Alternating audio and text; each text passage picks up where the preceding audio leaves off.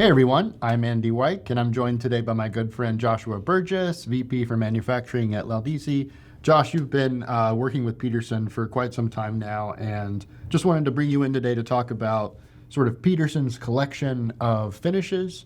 We were sort of talking a little bit off camera earlier about, the very early days of Peterson and what those finishes most likely looked like, and then the evolution of textured finishes and all those sort of things. So we got a lot of great samples on the table today. It's not a comprehensive list of all of Peterson's, available finishes, but I think it's enough for us to talk about them sort of categorically. Yes, I agree. So, Josh, when we think about Peterson pipes, like particularly in the patent era, like we're really talking about smooth pipes. We're mostly talking about smooth pipes. We didn't see textured pipes from Peterson until the 1940s, and that would have been with the introduction of Donegal Rocky. Yeah.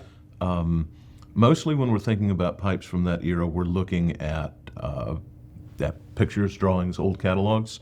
Those are not colorized, of course, so we don't get a perfect representation of what the finishes would have looked like.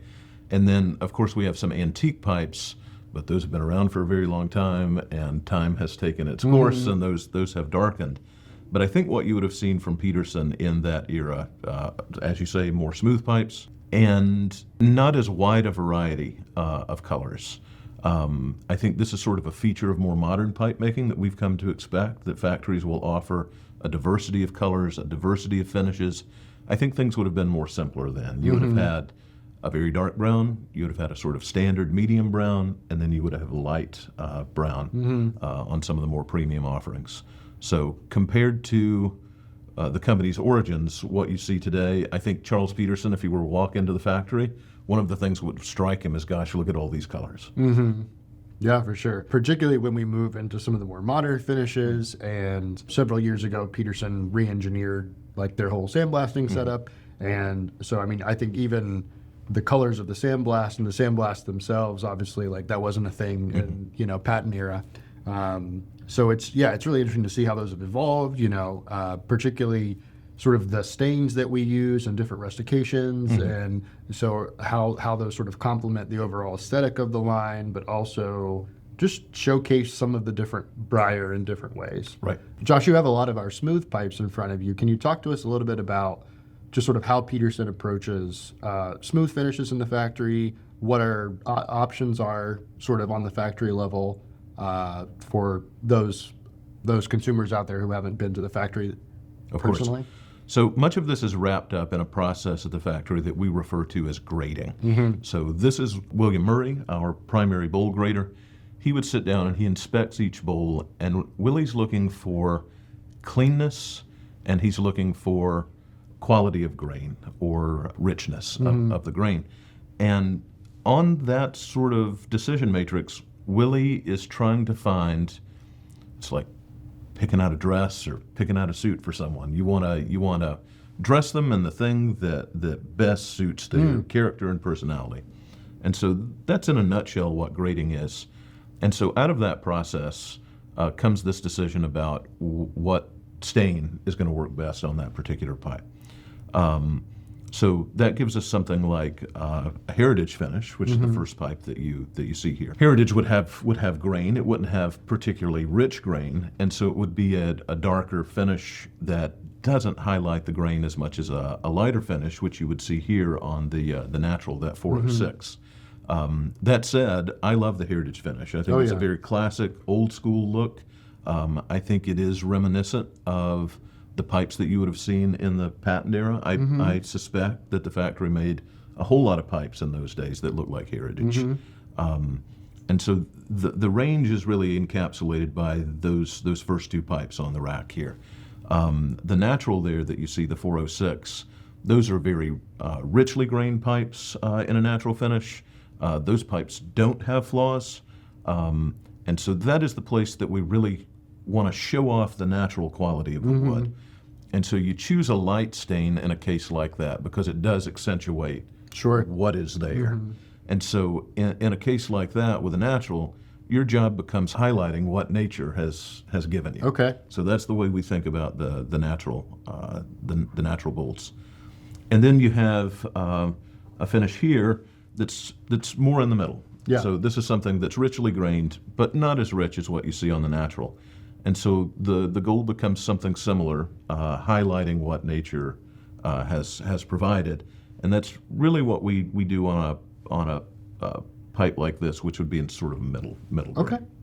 That's super interesting. And then we get an ebony.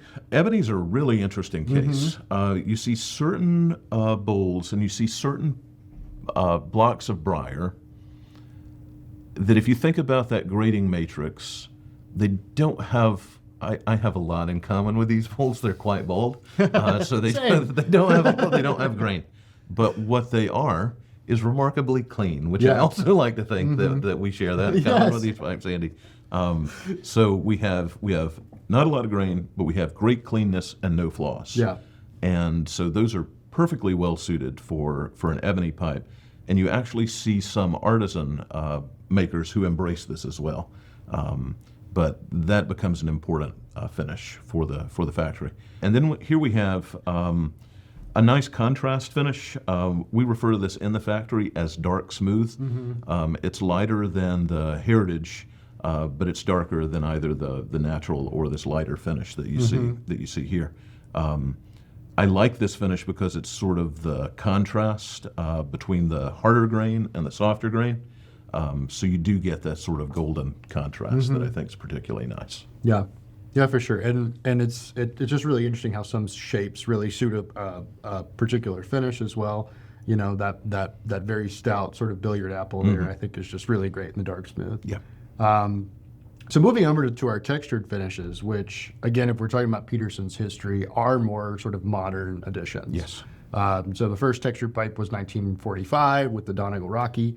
Of course, then we've added a lot of different other finishes, including some novelty ones like the Jekyll and Hyde, which is a really interesting sort of the best of the smooth and the best of the rustic. Right. But then also sort of, really, really tightly grained PSBs, our contrast sandblasted Ruas, and then even just like the actual rustication itself, which is an art form that has been sort of passed down from artisan to artisan. Well, let me talk about the two pipes on your right first. Okay.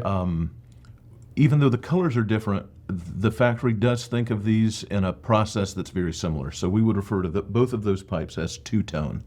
That is, we apply one color of stain, and then over the top of that, we apply another color of stain, and then we buff them to get the final result that you see here. On the first pipe there, the Aran Rusticated, you get a natural accent on the high points, and then you get a darker stain in the recessed areas, and so it does give you that nice contrast. Donegal Rocky, we mentioned earlier that was the first textured, first rusticated finish that Peterson introduced. I suspect that Donegal Rocky looks an awful lot today like it looked in those early days. So this is my favorite of the textured finishes.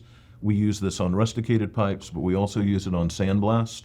So you would see this, for example, on Sherlock Holmes Sandblast, where I think it's particularly nice.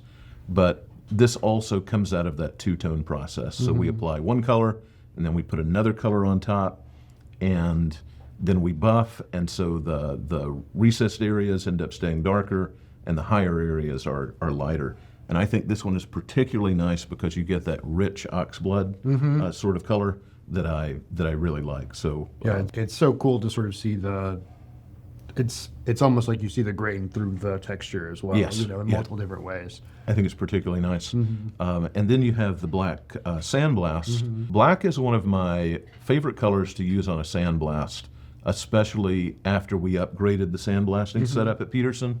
And when we first did that, we were getting great results, and we were just looking at that point at the raw briar. And we had lots of different ideas. We were very excited to go stain those pipes because they look so great without stain. We were really excited to see what it would do. The black stain surprised me. I think it highlights the grain so well. It looks classic. I love the pop of the black pipe against the silver band. One of my absolute favorite combinations. And every year I buy a pipe of the year, and I get a black Sandblast because, to me, that combination lands every time. So I always add one of those to my collection. It's particularly nice paired with silver, too. Yeah. So, okay, so Jekyll and Hyde. Jekyll and Hyde is That has to be a really hard finish to do. It's a fun one. Yeah. Yeah, it's a little challenging. So let me say that I think this is very clever. This is one of the newer, of course, additions to Peterson. It was around before we were involved at Peterson, but it's still pretty new. The Jekyll and Hyde, smooth and rusticated, that's great. That's really clever. They're tough to make. Yeah. Like getting the symmetry right. Getting the I symmetry imagine. right, Yeah. getting that line right. So you actually make the entire pipe smooth, and we've designated one side to be rustic. Okay. And so we'll sand the entire pipe, get it smooth, and then you send it over to the rusticators, and they texture the side that's designated to be rusticated. And then in staining, they're really tricky too, because you have to be careful to preserve that line. You don't want the black stain on the rusticated side spilling over on to the red side, so you have to be very careful there. It's a tricky thing for the factory to do. It's a really interesting texture. We've seen combined finishes. There were American factories who were doing this and American artisans who were doing that. You see a lot of spot rusticated pipes from the 1970s. And so it sort of takes that idea and pushes it one step further. I think it's very clever and a lot of fun. Yeah, the duality. Yeah. Yeah. All right, and then sort of to close us out here, we have probably what's my favorite sandblasted finish from Peterson. That's the Rua. The Rua is special. The Rua was Peterson taking an artisanal process that sort of defines a certain type of artisanal sandblast, of doing a contrast stain. And it's not totally dissimilar to the two-tone texture that we use on rustic, but the process is much different, and it's more intensive, where you stain the pipe one color, you blast away that color, but it remains in the darker areas, so that sacket blast, or in the more recessed areas, I should say. So that sacket blast is very light. It is a great finish. It is the newest finish that we do in terms of color. I've been awfully happy with that one. I think it works perfectly on those craggy sandblast. It has a lot of character. It somehow feels classic Peterson and very modern at the same time. 100%. So- I think that the deep red sort of calls to mind, like, your really early sort of like deep red Bruyères. But then you're also getting tons of texture, and then the sort of darker, smokier black tones coming out too. So it's just a really great finish, and I think that it showcases the grain in a really interesting way, but also in a way that's different from any of the other sandblasted finishes. You sort of get that duality of what it would have looked like smooth because of the contrast finish, but then also all of the ring grain or blasted bird's eye or whatever it might be. It is labor intensive, but the results just can't be argued with. It's a great pipe. It's awesome. Well, Joshua, thank you so much for sitting down with us and talking about Peterson's collection of finishes. I know we didn't get to all of them today, but I think if you guys are out there shopping for a new Peterson pipe, we wanted to give you guys a little bit of an insider's look into how these finishes are developed, how they're executed, what makes a certain pipe a certain finish. So be sure to leave us a comment and tell us what your favorite Peterson finish is, and we'll see you next time.